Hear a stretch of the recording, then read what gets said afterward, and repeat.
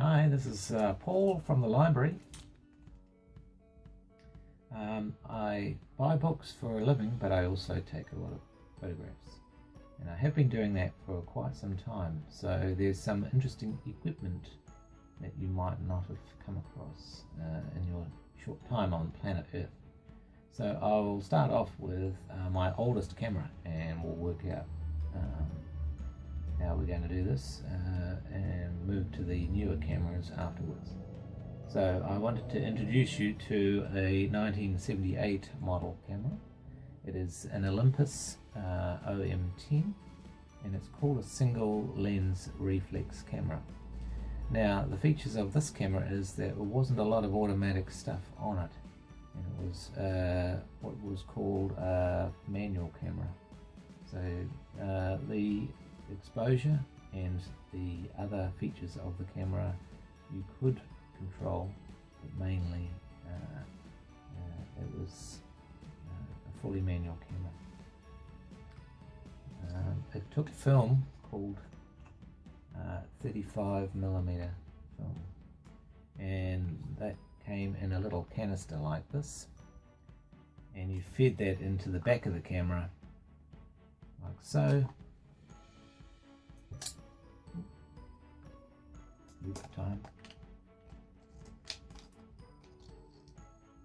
And so that film came through the back of the camera, and you close that up. Now it had a 50mm lens. Standard 50mm lenses didn't have a lot of zoom on them, but it was a good model to have for students. Just going to take you on a quick grand tour of the camera in front of me. This is, if you remember, the 1978 Olympus, and we've got a couple of things that we want to point out, and this is how you take, how you took photographs in 1978.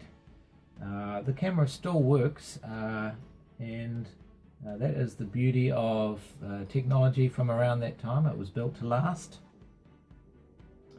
I'm just going to show you a few things about this camera that will make you appreciate how many things are now automatic. So we move to lenses. So the lens here is the standard 50mm lens. So if I take that off, because I want to zoom in to a bird or something like that, I have to change lenses. There's not enough zoom on this small lens. It would only take landscape shots like this. Okay.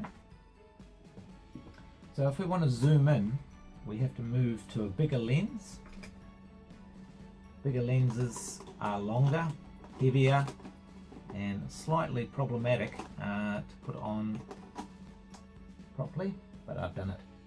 So this is a zoom lens, and you can zoom to 200mm, and you can get a bird right next to your camera, like so.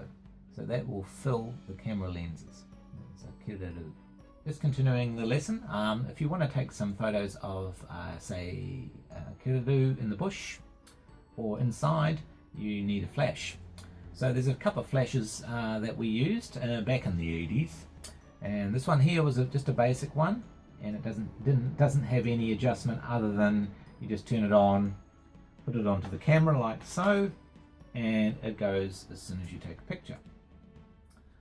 There is a flash that I started to use before I finished using the camera, and it had an adjustable head, so you could actually get some indirect light going onto the subject matter.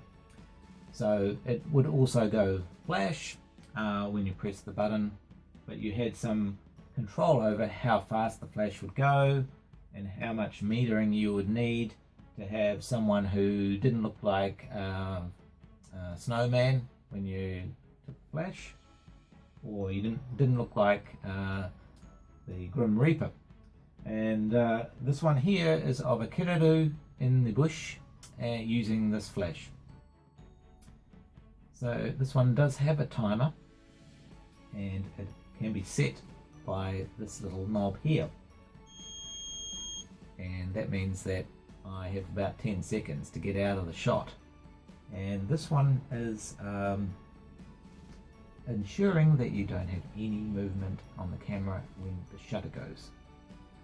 So we're just going to have a quick look at the special effects that you can do before you take photos, because with old school photos you had to do the special effects before you took the photo. So we've got a macro lens which clips onto the front of the camera like so, just winds on like so, and you can take close-ups. So if I'm going to put it across the lens, you can see the difference. Woo-wee! That lizard was much bigger.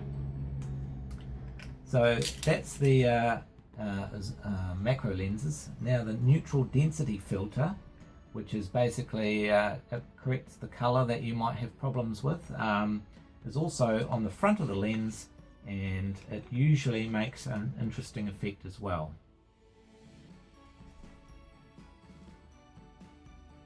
So as you can see, the colors are slightly more muted and more true. There you have it.